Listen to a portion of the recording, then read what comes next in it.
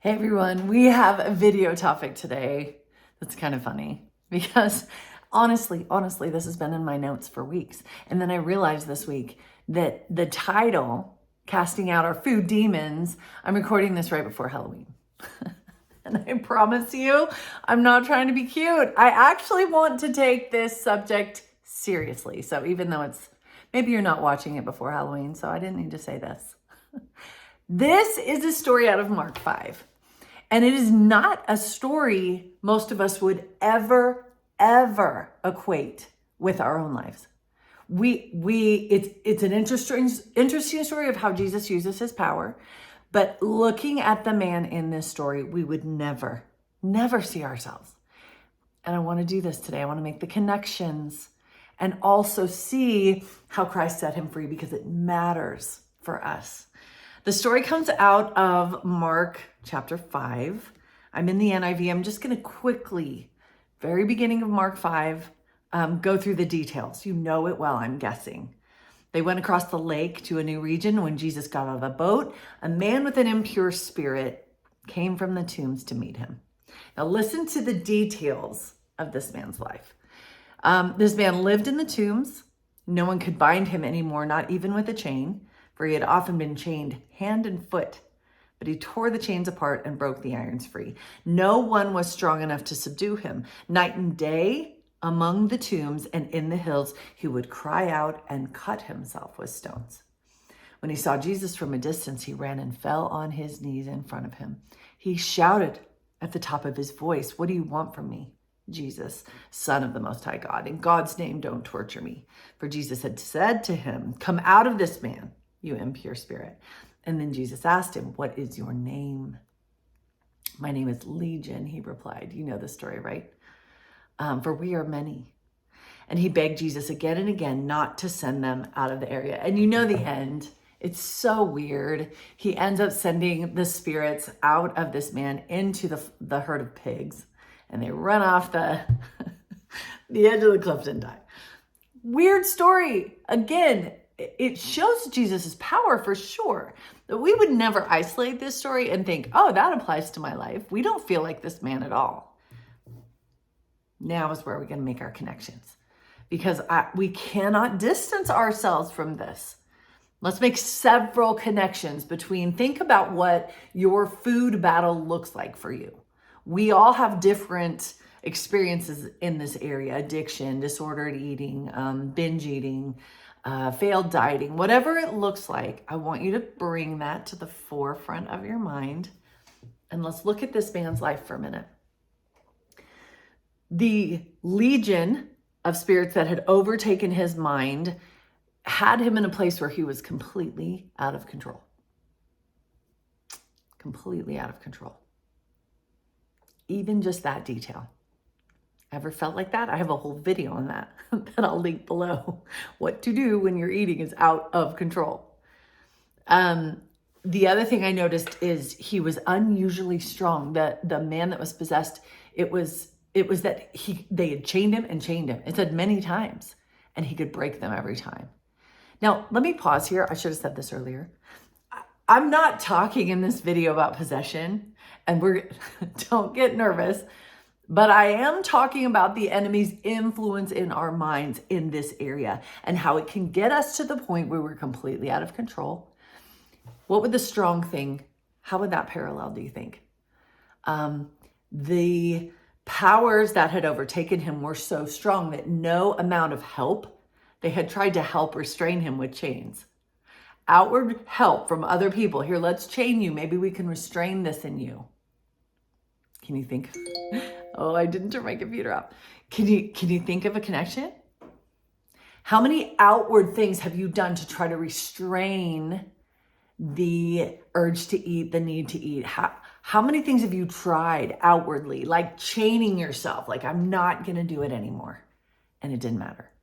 That appetite in you broke those chains, binged anyway, out of control. It was so strong in you that nothing could bind you because you just keep doing it, just keep going back. He also lived among the tombs. And at first I was like, okay, I don't know if that's sorry, I'm gonna get that off my phone. I don't know if that's applicable, but to live among the tombs is just to be isolated. He was isolated. He wasn't with the community. Are you battling this on your own? Do you have help? Do you have those in it with you? Or is it an isolating experience where you alone know the damage that's going on in your head and the battle that you're fighting in your head over this? And your outward life seems fine and everything, but inwardly you're isolated when it comes to this battle, the demons in your head about the food thing. Okay, next thing and last thing will probably, well, a couple more. He also, it says in the passage, was cutting himself. Now again, first glance, no, that one doesn't apply. But how many of us are doing harm to our bodies by the way we're eating? We go on emotional binge because our mental health is not good, and we use food to try to calm that, but we're throwing our body under the bus. We're damaging our body through that huge binge, sugar, whatever it is. We're hurting ourselves to try to fix our mental health, but our body is the one that takes the impact. I have a video on this too that I'll link below on throwing our body under the bus to do what we think will help us mentally and emotionally, whatever reason, but we're harming ourselves because of this out of control habit. Can you see this story applies? Now, I'm not saying with this video that we're all possessed, all of us that struggle with this. What I am saying, and I want to make this point very clear, is there are ways that the enemy can get himself into our brain and take ground in that part of our lives. Maybe in other parts of our lives, our faith is strong and we're living it out and we're doing okay. But in this part, he's got dominion. He's got us in a place where we're out of control in this area. I've been doing a lot of study on this for a manuscript that I'm working on. And a lot of it comes from the point, I've heard many authors make it, and I'll link some books below, that Satan can whisper a lie to our minds. A lot of us know that's how he works, right? Let's focus on two kinds of lies when it comes to food. One is like, you need this kind of a lie. You need this, you deserve this, life has been too hard today, it will soothe you, it will calm you, and it just quietly begins to pulse in the back of your mind. Go get some ice cream, you need this, it will help, it's been so hard of a day, it's the only way to deal with stress. Whatever that type of lie looks like, it's often so subtle in the back of our subconscious, we don't realize it's the enemy. We just think it's our own drive, our own cravings, right? So we just go and do it. Or he can also weave hopeless lies into our minds. Like, this is too hard. You can never change. You've tried too many times. You're a failure. It's hopeless. Lots of different kind of lies. Those are just two examples. We could go on and on. He whispers the lie, okay? We know he does it. We know he's a liar. It says so in scripture. Here's the issue where we become more like this man in the passage. It's in what we do with the lie. Now, if I dismiss it, then I'm not in danger. But if I listen to that lie and in my subconscious consider it and start to dwell on it and start to mull over it, sometimes it happens so quickly in our subconscious, we don't even realize that we're doing that. But the dangerous part comes when we embrace that lie. We are agreeing with it. We're saying, yes, I deserve that today. Yes, that will soothe me. Yes, yes, yes. We are agreeing with a lie of the enemy. Yes, it's hopeless. I can't fight this anymore. I'm just going to go eat. Yes. When our heart agrees, our mind agrees with a lie that he is whispering to us. John Eldridge talks about this becoming an agreement that we've made with the enemy. Now, I am not doing this with my outward mouth. I'm not walking around telling my husband, the enemy's lying to me today, and I think he's right. Never would I do that. It's all happening quietly back here. But the whisper isn't the dangerous part. We know he's going to deal with us that way. It's when we latch onto it. Make an agreement. Yes. My greatest agreement when it came to a food battle was food is the best way to cope. That was foundational. I had just embraced that as a young teenager, and it followed me. And when we make this agreement with a lie that he's whispering to us, please understand, it's like we're uniting with him. We're making an alliance with him in this thing. It's subconscious, and that's why he does it so quietly in our mind, because we would never make an outward alliance with him. But the minute we agree with one of his lies, we bound ourselves to him in this area. He gains ground in this area. Let me see if I can read just a couple of quotes, if my computer will cooperate. This comes from Dr. Allender, Dan Allender, and I'll link it below. He says, this kind of vow, when you make an agreement with one of the enemy's lies, he said it links the heart in loyalty to the kingdom of darkness. Is it the same as possession? He says, no, not at all. It is far more like we give the deed of property we own to a squatter. This giving over allows the adversary to have access and authority in that area of our life to do harm. We have given him that possession over that part of us because we've agreed with a lie he said, and then it gives him that ability, access, and authority because we've agreed. With what we do then is we try to go on a diet, right? I mean, I've got to get this under control. I've got to stop. But we don't understand there's agreement binding us to him in the back of our head. So we try to diet and then we fail, and then we diet and then we fail. Why are we failing? Because under the surface, we've made a vow of loyalty to that lie. Food is the best way to cope. I need this on a hard day. I need this to deal with my stress. Or the kind of lie, it's hopeless, it's too hard. When I have agreed with him, it doesn't matter how hard I try to use my willpower, the strength of that will hold me captive, just like the man in Mark 5. And I can try to chain my own self. I can try diet after diet, plan after plan, goal after goal, but my inward addiction to that will break those chains every time and just go right back to it. He says we try to get better without looking at that stronghold that indicates a rebel presence is influencing our activities. We try to get better without looking at the stronghold that's been created by that agreement we've made over those lies. It's become a stronghold. No diet is ever going to break that. And that's why we failed 1,000 times. This is a demon that needs to be cast out through the power of the Lord to help us break that agreement. It says we need to reclaim the deed of the property that is rightfully ours, but is falsely claimed by Satan.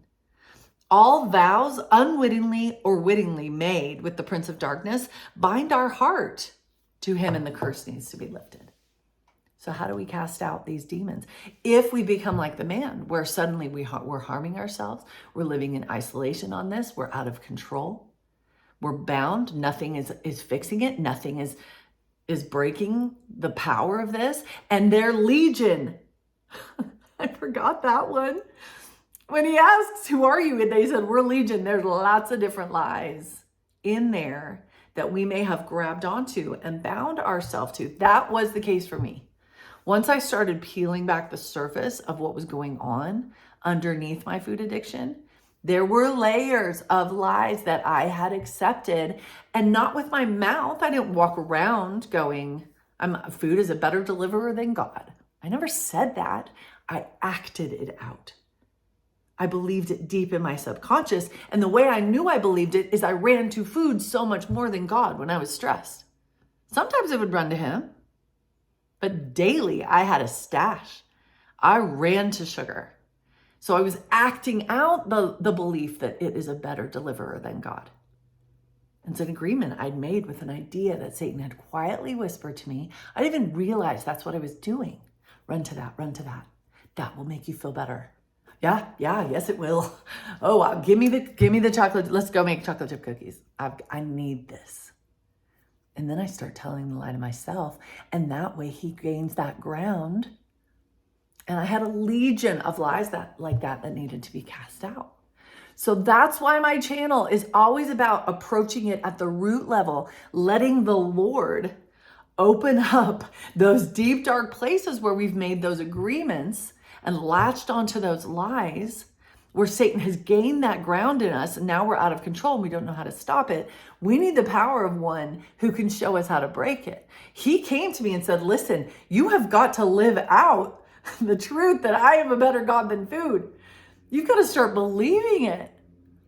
It took some time to break it. And that's why there's so many videos on my channel is discussing how we get free from this legion of lies, how we cast out our food demons.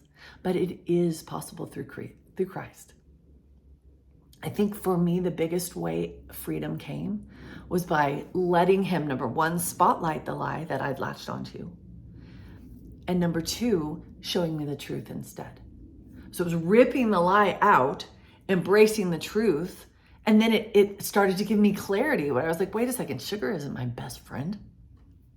He's my best friend.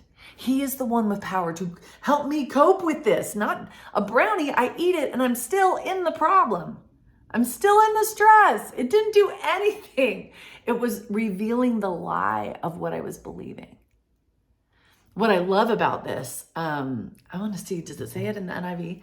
That eventually the townspeople came out and there Jesus was sitting with this man. I think it's in the King James that said he was now in his right mind, clothed and in his right mind. Completely freed from the legion that nothing could free him from through the power of Christ. I don't know. I hope this helps to outline the true battle that we're fighting. It isn't just willpower. It is actual agreements that we've made to live in a way that we think is going to help us feel better. And so we've committed to that. And by committing an agreement and making that agreement, we give him power to take that land, to take that ground in our heart. And it's time to kick him out through the power of Christ, with the help of Christ, with his truth, with his grace. It is possible. Comments or questions below if you have them. Check out some of the links for more on this. I hope you guys have a great week.